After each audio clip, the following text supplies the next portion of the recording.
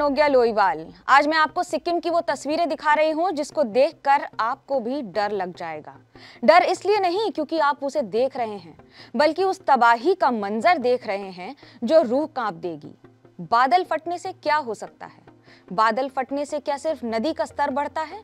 लेकिन इस बार कई लोग बह चुके हैं। सरकारी आंकड़ों का अभी तक पता नहीं लगा है, लेकिन सेना के 23 कर्मी इस समय जवान लापता हैं। ये घटना है सिक्किम के इलाके की। सिक्किम की लोनाक झील के पास बादल फटा, जिसके बाद तबाही का ये मंजर शुरू हो गया। दरअसल बात सिर्फ यहाँ शुरू नहीं हुई, लगातार पानी और उसके साथ लगातार हो रही बारिश ने कई घंटों तक इस तबाही को बरकरार रखा। अगर मौसम विभाग की माने तो अगले 3 से 4 दिनों तक बारिश लगातार होती रहेगी, जिससे ये खतरा लगातार जारी रहेगा। अब इन सब के बीच में सिक्किम के मुख्यमंत्री PS गोले और खुद पूरी सेना के अधिकारी लगातार मॉनिटरिंग कर रहे हैं। जितना संभव हो सके तीस्ता नदी के आसपास के लोगों को दूर रहने को कहा गया है, क्योंकि तीस्ता नदी का जल स्तर 20 से 30 फीट बढ़ चुका है। इसका मतलब यह है कि आसपास के सारे इलाके ढह चुके हैं, बह चुके हैं।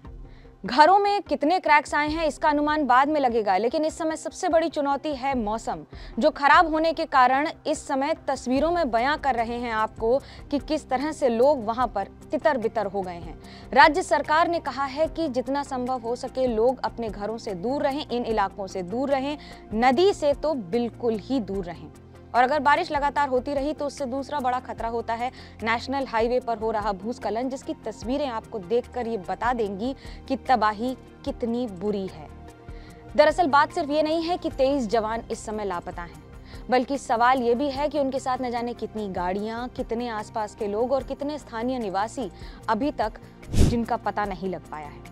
चुनौती ये होगी कि आने वाले कुछ घंटों में सबसे पहले उन लोगों तक पहुंचा जाए, उन जवानों तक पहुंचा जाए जो इस समय लापता हैं। लेकिन चुनौती सिर्फ ये नहीं है कि उन तक पहुंचा जाए, बल्कि अब ये होगी कि जितना संभव हो सके इस क्षति को पूरा किया जा सके। अब आपको बताते हैं कि सिक्किम की डेमोग्राफी है क्या। दरअसल सिक्किम एक लैंड लॉक्ड स्टेट है, यानी कि हिमालय की गोद में बसा हुआ पूरा राज्य, जहां तक पहुंचने के लिए आपको बंगाल के रास्ते होकर ही जाना पड़ेगा। एयरपोर्ट बागडोगरा और स्टेशन सिलीगुड़ी। अब इस रास्ते से होते हुए जब आप नेशनल हाईवे पकड़ के वहां तक पहुंचेंगे तभी आप गैंगटॉक जा सकते हैं। हालांकि कुछ वर्षों पहले एक एयरपोर्ट जरूर शुरू हुआ, पाक्योंग एयरपोर्ट, लेकिन वहां पर भी मौसम की वजह से अधिकतर समय फ्लाइट्स नहीं चल पाती है। दरअसल पहाड़ों की बहुत सारी बातें ऐसी होती हैं जिन्हें आम आदमी के लिए समझना बड़ा मुश्किल होता है। पहला, वहां भूकंप ज्यादा आते हैं, क्योंकि टेक्टोनिक प्लेट का मूवमेंट होता है, जिसकी वजह से एक पहाड़ दूसरी पहाड़ के नीचे की जमीन जब जरा सी भी खिसकती है तो कई किलोमीटर तक अपना असर छोड़ जाती है। और ठीक उसी तरह से इन पहाड़ों की खूबसूरती में जब बादल फटते हैं तो अपना क्रूर और नृशंस रूप दिखाते हैं, जैसा कि इस बार इस खूबसूरत वादी में सिक्किम को देखना पड़ रहा है।